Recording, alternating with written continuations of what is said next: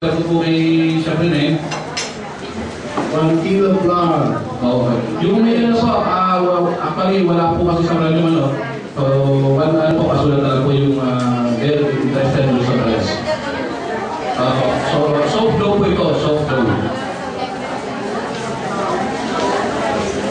So, prepare na po ni Sabrina yung kailangan natin. Yung flour, So, first class flour. Okay, first class.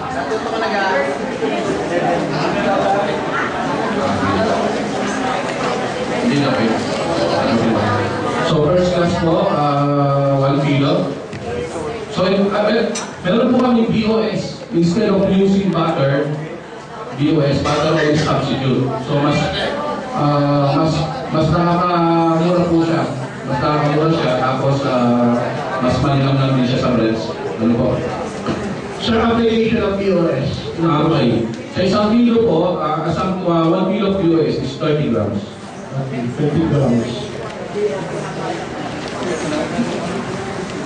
Okay. Baker's Pride shortening, 40 grams. Baker's Pride shortening, 40 grams. Milk powder, 50 grams. Milk powder, 50 grams. Water, 500 grams. Mapapansin niyo po yung water 500 grams, equivalent of 50%. Ano?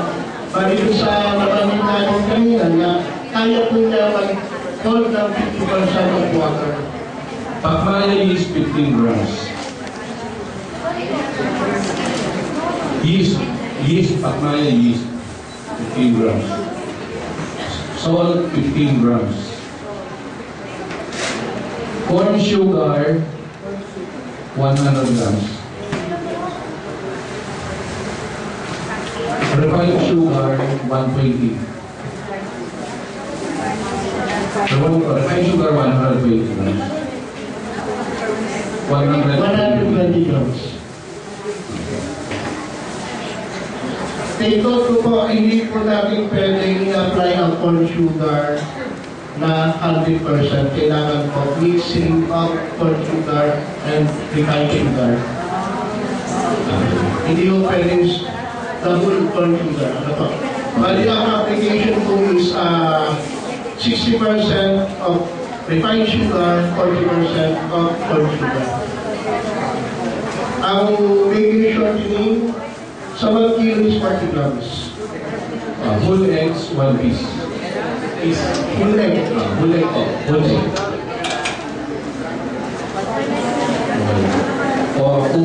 Ubrin improver. Improver po. Improver. Bread improver. 4 grams. Ang brand is Ubrin. Ubrin. Ubrin. Wala po yung D. Kaya mas mura po siya. Technically po, pala ng kapit. 4 grams.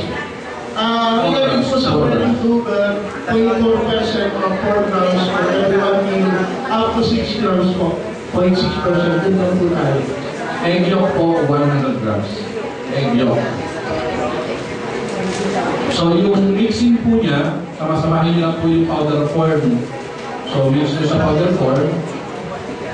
Yung yeast, regular flour, yung hindi pa na-bake, regular flour. Yung sugar, salt, sama-sama po sa tubig kasi liquid po yun. Okay. So kaya po muna natin siya, mabuo before natin po ilagay itong pots. So, yeah, so ano po siya, yung walang bilang na pwede makasapay ka kaya, kamay lang muna, bukid nyo muna bago nyo isang halo yung pots. When you say pots, oil, butter, / margarine, BOS, basta pots. Ano po? So pagka natulo na po yung yeast dun sa powder, water, pwede nyo nang incorporate yung pots. Mas mabilis po kumalsa yan. Kaysa dun sa sama-sama, normally mga bakery, sama-sama, di ba lahat? Sama-sama na sa bangka. So, ang nangyayari kasi doon, yayakapin ng mantika, yung yeast. So, yung yeast hindi makakaporma. Hindi siya magpe-perform. taas bago siya balsa. So, it's a matter of process para po doon sa pag-alsahog. Hindi nyo kailangan bumili ng mamahalin na yeast.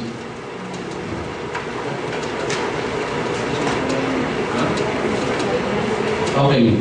Yung shortening po namin ay matakaw sa tubig. Yung iba po shortening, pag 500 grams ka na, hindi na kaya, basag na yung dough. Ibig sabihin, basag na dough, malakit na. Okay, stop mo. Stop siya. Ito po, 500 grams yung tubig nito. Meron pa siya egg yolk, yung liquid niya is labis-labis na. Pero since shortening namin yung ginamit namin, yung baker's pride, nahingi pa siya ng tubig. Yung mga baker dyan, so yung owner ng bakery. So, ibig sabihin, kailangan mo siya nagdagan ng tubig, any liquid. So, hindi ka bibili ng kahit ano panagdag. So, pag kailangan siya ng tubig, mas marami kang magagawang breads, mas marami kang kikitain.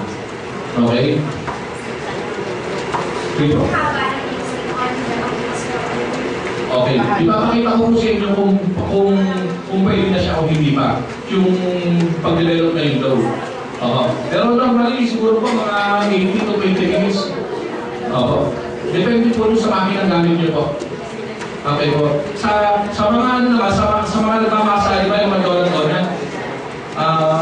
Ano na siya? Bumahin nila sila bumahin.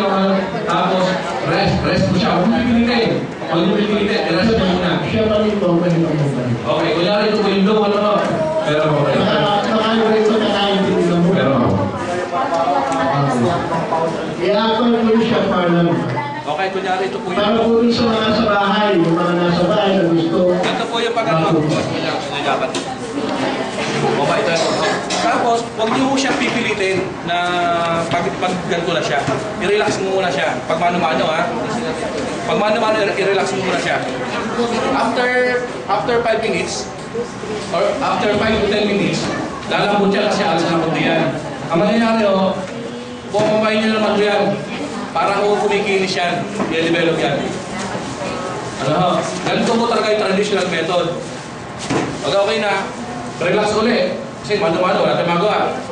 Pwede nyo siyang i-roller. Rolling pin. Pwede nyo siyang, kasi mano-mano nga po. Wala, ganito po talaga ang method niyan. Method niyan. Ayun po.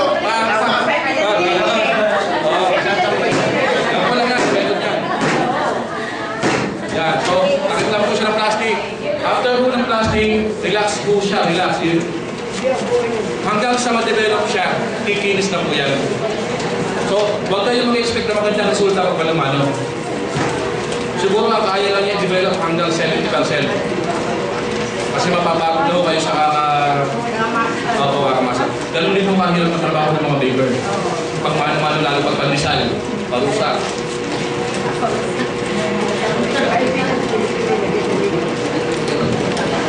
Pag gumagamit po kayo nito, meron kayo nito, huwag nyo pong gagawin ito sa tinapay. Lalo na pagkamurahin po yung sayang lang ng pera, masisira siya.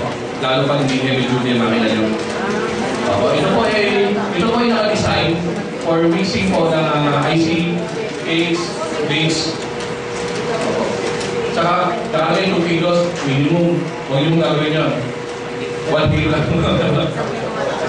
Ang ibig sabihin na kasya mo 2 kilos, pero hindi sinabi gawin ito doon. 1 kilo. Sisirayan, sayang naman po. So, naglagay po si Chef Coronel ng water para po mabasag pa. Pagka po, alam niyo na masyadong napalag yung water, sasarang niyo naman siya ng flour para hindi mo kayo nahihirapan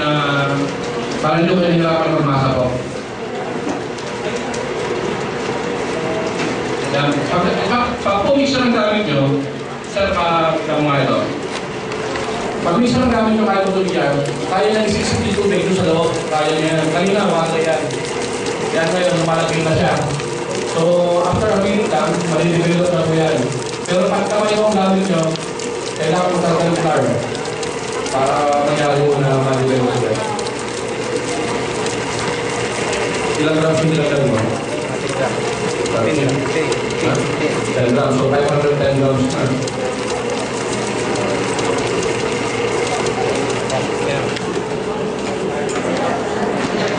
So ganyan po. Ang pinakamahalaga po sa baking ng breads is time. Huwag mo siyang makadalimin. Huwag mo siyang pakatahan na kailangan bilis para wala sa agad. Ang mayayari mo sa tinapay yung sampaw. Nakakita naman siguro kayo na tinapay yung sana ang yabang-yabang sa una pero pag ulit na. Uupis na. Ano, ang nangyari si maker ay may pupuntahan. Madali ho. Pinangkahan bilis. At saka yung base apektado yung lasa niya. Umakasin po yan, umakasin. Masyadong yung fermentation niya, masyadong magalo.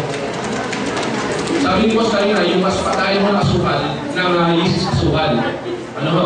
Pero pag isang mo nabusog, pag nabusog po yung yeast, masisira siya. So, kailangan yung eksakto amount lang ng asukal na kailangan ng yeast.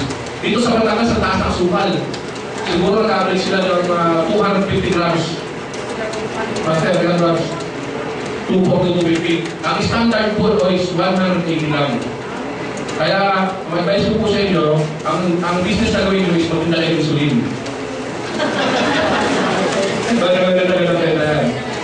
So, dito po, entire Philippines po, pinakamataas na asukal Batangas. Based on our demo. Dito, pagka-abdil na kayo matabang. Kailan B? Opo. Marami po sikreto sa mga breads. Yung mga bakery owner ho, pwede nyo kami consult for free. Wala naman ng mahilo. Kung at hindi kayo, i-attend ko namin kayo. Especially yung mga homemakers, kasi yung bibigyan namin, sigurado, kailangan yung buyan, yung bibigyan namin.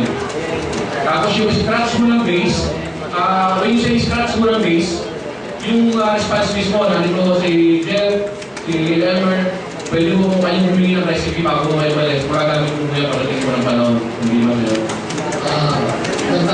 Sabi niya kanina, pag dumami ang asukal, nasisira is, samantala ang pagkain ng is sa asukal.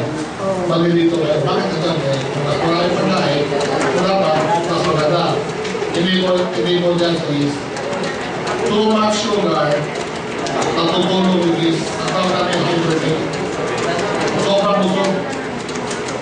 Kaya ang Pilipinas at sa Asia, nahihirapan silang makuha ng is dahil ang asukal pa. Sa ibang bansa, ang asukal, kalahati na sa akin. Kaya yung is nila, ibang klase, may nagklase lang. Ang is sa Pilipinas, special. Kasi nagklase sa asukal.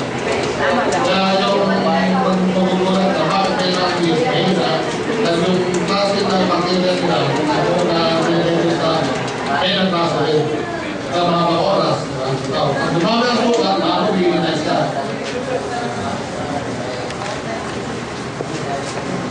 So, pakita ko pa. Yung pag-check po ng, yung bagong mag-bake, yung pag-check po ng dough, ito po yung normally, para mas mabilis yung mas mabilis yung pag-check, si May nagtitin niya, makilis na. Pero kami po, meron po kami natawag na gluten, yung dough. So, yan po, nasisira pa siya. Ito sabihin ko lang pag-mixing yan. Meron pong window plate yung transparent, kita mo yung kabila pag okay? Yung breads po, very interesting. Hindi dahil ako ng mga bake, okay na. Ang baking po is non-stop learning. Marami po kami nire-develop even our R&D, our cost, so nire-develop po natin yan. Yung iba, color, di ba? Color siya ng color ng gano'n. So, maganda po yun sa tasting, sa batch, maganda kasi siksik yun. Pero hindi lahat ng tinapay kailangan nyo wala doon. Kasi yung mga soft dough, tayo, siyempre, ang gusto natin kumain tayo yung mga short bite. Yung mga short bite, natawag yung mga malabot. Pag kinain mo, parang mayaman ka kung kumakain ka lang. Malabot na. Kasi yung mga paitan ba, tawag namin doon. Pero pagka gusto mong isang luso, yung monay, talagang yayag-gabi mo yung monay, di ba? Doon. Tama po, sabi ang short bite. That's terminology na short bite, pag kinala mo, putol ka naman. So, yung dough po natin is 90%. Pero, ongoing pa po yung mixing. Huwag po natin pipilitin siyang pagmamadali kasi talaga sa inyo, hindi mo kayo bibigyan ng magandang resulta. Pag pinili po ito is either matigas, nawawala yung lasa, opo, nag-iibang texture. Masyado pang tendes. Pagka magaspang yan, na-apektuhan ng ilalim. Pati yung pagpapigure niya, kailangan po tama din po. Dati po yung mga bakery, pag sabi ng panadera pa, masyadong simulated. Ngayon po, nag-aaral yung kahit na matutulong ng baking. So, gano'n na po kayo, gano'n na po kataas ang respeto kayo ng tao sa baking conference. Before, sus lang. Dati, pag tinanong ka, ano ang trabaho niyo? Panadero. Panadero lang. Panadero lang. Ngayon, ano ang trabaho mo? Baker po. Baker. Oh, yabang. Yabang. Baker po, sir. Baker. Totoo yun.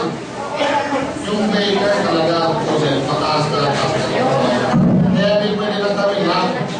Dapat pinagmamalaki ng baker. Ito na po yung ito na po yung magtitingin po para proper po yung Yan ang yung 95% na po siya. Konti na lang po ito. Mga 2 minutes.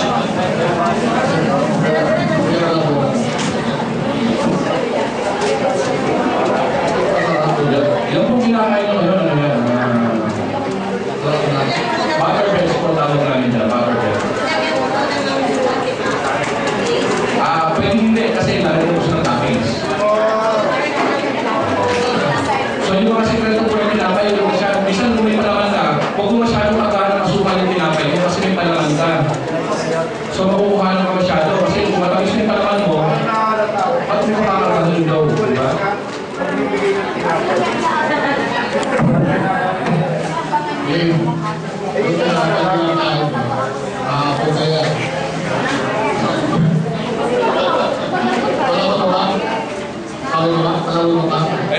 Ito na po siya.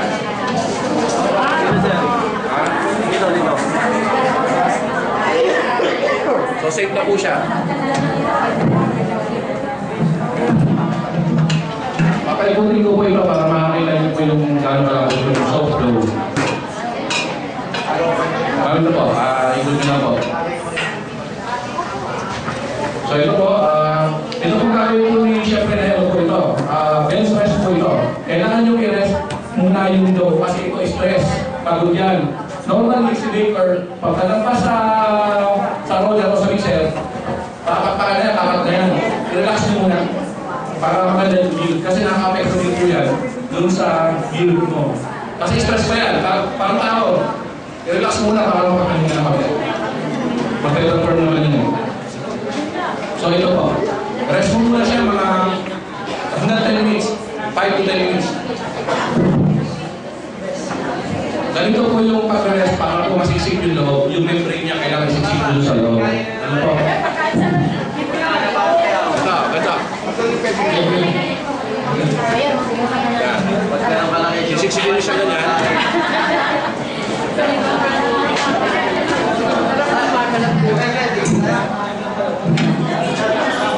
Ako po, very important po, kailangan takpan niyo siya. Huwag po siyang hanginan. Kasi po, nagka-dry. So, nagka-dry, nagkakalat. Pag bumibili ko ng tinapay, ayaw mo nung makakalimutan yung babaw, di ba?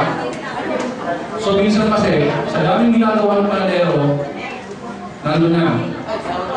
So, kailangan po yung inyong, yung kakasahan nyo, mayroong plastic, mayroong paling mayroong paling tela. Tela, para po, very safe yung, para it helps yung sa patalsa. Ano po? Si Erin,